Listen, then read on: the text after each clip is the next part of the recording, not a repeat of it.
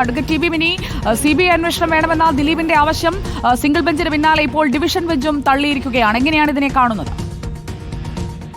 ഞാൻ കഴിഞ്ഞ ദിവസം നിങ്ങളുടെ അടുത്ത് പറഞ്ഞതാണല്ലോ, വളരെ ആസൂത്രിതമായ ഒരു താല്പര്യം ഈ അവസാന ഘട്ടത്തിൽ എങ്ങനെയെങ്കിലും സ്ലിപ്പ് ചെയ്ത് കൊണ്ടുപോകണം എന്നുള്ള താല്പര്യം എട്ടാം പ്രതിക്ക് ഉണ്ടായിരുന്നു. അപ്പൊ അത് എന്തായാലും കോടതി അത് അനുവദിച്ചില്ല എന്നത് നമുക്ക് സന്തോഷം ഉണ്ടാകുന്ന കാര്യം തന്നെയാണ്.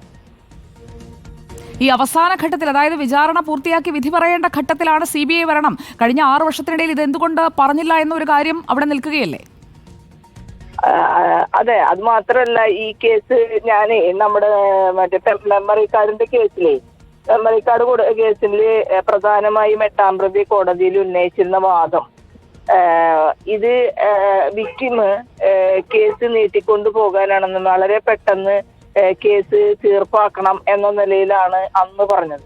ഞങ്ങൾ അപ്പോൾ ഒരു കാരണവശാലും കേസ് നീട്ടേണ്ടതില്ല എന്നും അത് സെപ്പറേറ്റ് ആയിട്ട് അന്വേഷിച്ചാൽ മതി എന്നുമാണ് നമ്മൾ പറഞ്ഞത്. അപ്പൊ ആ നിലയിൽ നിന്നുള്ള സാഹചര്യം മാറിയത് കൊണ്ട് അതിനെ മുതലാക്കുക എന്നുള്ള ലക്ഷ്യം എട്ടാം പ്രതിക്ക് ഉണ്ടായിട്ടുണ്ടാവാം എന്നാണ് ഞാൻ സംശയിക്കുന്നത്. ഇപ്പോൾ നടക്കുന്ന അന്വേഷണത്തിൽ ഈ അന്വേഷണം നീതിപൂർവമല്ല നടക്കുന്നത്, സുതാര്യമല്ല എന്നതൊക്കെയാണ് ദിലീപിന്റെ വാദം. CBI വന്നാൽ മാത്രമേ അന്വേഷണം ശരിയായി നടക്കൂ എന്നാണ് പറയുന്നത്. പ്രതിക്ക് നമ്മുടെ ക്രിമിനൽ ജുഡീഷ്യൽ സിസ്റ്റത്തില് പ്രതിക്ക് ഒരു അന്വേഷണം ശരിയല്ല എന്ന് പറയാൻ തക്കതായിട്ടുള്ള കാര്യം വേണം. അല്ലാതെ അന്വേഷണം ശരിയല്ല എന്നോ വേറെ അന്വേഷണ ഏജൻസി ചെയ്യണമെന്നോ പ്രതിക്ക് ആവശ്യപ്പെടാനായിട്ട് പറ്റില്ല. അത് ചെയ്യാൻ പറ്റുന്ന ഏക കക്ഷി വാദികളാണ്, അതായത് ഏത് കേസിലെയും. അപ്പൊ ഇതൊക്കെ എന്ന് പറഞ്ഞാൽ ജുഡീഷ്യൽ സംവിധാനത്തിന് ദുരുപയോഗം ചെയ്യുന്ന കാര്യങ്ങൾ ഇദ്ദേഹം ഇങ്ങനെ തുടർച്ചയായിട്ട് നടത്തിക്കൊണ്ടിരിക്കുക. നിങ്ങളൊന്ന് ആലോചിച്ചു, നമ്മൾ എപ്പോഴും പറയുന്ന ഒരു കാര്യമല്ലേ, എത്രയും പെട്ടെന്ന് വിചാരണ പൂർത്തീകരിച്ച് വിധി പറയുകയാണ് ഒരു വിക്ടിമിനെ സംബന്ധിച്ച് ഏറ്റവും പ്രധാനപ്പെട്ട കാര്യം. അത് ആണ് ചെയ്യപ്പെടേണ്ടത്. ഞാൻ പറഞ്ഞില്ലേ സുജ, എനിക്ക് കൂടുതൽ അതിൽ പറയാൻ പറ്റില്ല, ഞാൻ പറഞ്ഞു പോകും. അതുകൊണ്ട് എന്തായാലും നമുക്ക് സന്തോഷം. മനസ്സിലാക്കാൻ കഴിയുന്നുണ്ട്. അഡ്വക്കേറ്റ് ടി ബി മിനി വ്യക്തമാണ്.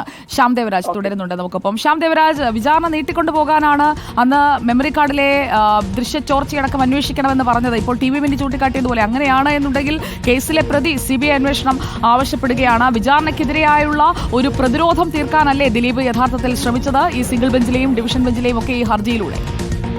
സുജയ പാർവതി, അങ്ങനെ തന്നെയാണ്. പല ഘട്ടങ്ങളിലും നമ്മൾ ഈ കേസിന്റെ വിചാരണ നീട്ടിക്കൊണ്ടു പോകാൻ വേണ്ടി, വിചാരണ നടപടിക്രമങ്ങൾ തടസ്സപ്പെടുത്താൻ വേണ്ടി ദിലീപ് ശ്രമിക്കുന്നത് പല ഘട്ടങ്ങളിൽ കണ്ടതാണ്. അതായത് ഇതിനെതിരെ ദിലീപ് ഒരു ഘട്ടത്തിൽ സുപ്രീം കോടതിയിൽ വരെ പോവുകയും ചെയ്തു. സംസ്ഥാന സർക്കാരും പ്രോസിക്യൂഷനും ആ ഘട്ടങ്ങളിലെല്ലാം ഹൈക്കോടതിയിലും സുപ്രീം കോടതിയിലും അടക്കം പറഞ്ഞിരുന്ന ഏറ്റവും പ്രധാനപ്പെട്ട വാദം ദിലീപ് ഈ നടപടികളെല്ലാം ചെയ്യുന്നത് ഇതിന്റെ വിചാരണ നീട്ടിക്കൊണ്ടു പോവുക എന്ന് തന്നെയാണ്. നേരത്തെ അഭിഭാഷക ടി ബി മിനി പറഞ്ഞതാണ്, അതിജീവിതയുടെ അഭിഭാഷക ടി ബി മിനി പറഞ്ഞതാണ് അതിന്റെ കാര്യവും. കാരണം ഇതിന്റെ വിചാരണ നടപടികൾ എത്രയും വേഗം അവസാനിക്കുക എന്നതാണ് അതിജീവിതയ്ക്ക് നീതി കിട്ടാൻ വേണ്ടി ചെയ്യാൻ കഴിയുന്ന, കോടതിക്ക് നീതിന്യായ വ്യവസ്ഥയ്ക്ക് ചെയ്യാൻ കഴിയുന്ന ഏറ്റവും പ്രധാനപ്പെട്ട കാര്യം.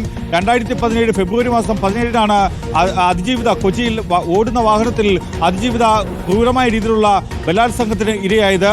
അങ്ങനെയുള്ള ഒരു കേസിൽ ഏതാണ്ട് 8 വർഷത്തോളം നീണ്ട വിചാരണയാണ് അവസാനിക്കാനിരിക്കുന്നത്. അതിന്റെ അവസാന ഘട്ടത്തിലേക്ക് നീങ്ങുന്നത്. അങ്ങനെ അവസാന ഘട്ടത്തിൽ ഇതിന്റെ തുടക്കം മുതൽ, വിചാരണ അതിന്റെ ആരംഭിക്കുമ്പോൾ മുതലാണ് ദിലീപ് പല രീതിയിലുള്ള വ്യവഹാരങ്ങളുമായി ഹൈക്കോടതിയെയും സുപ്രീം കോടതിയെ വരെയും സമീപിച്ചിട്ടുള്ളത്.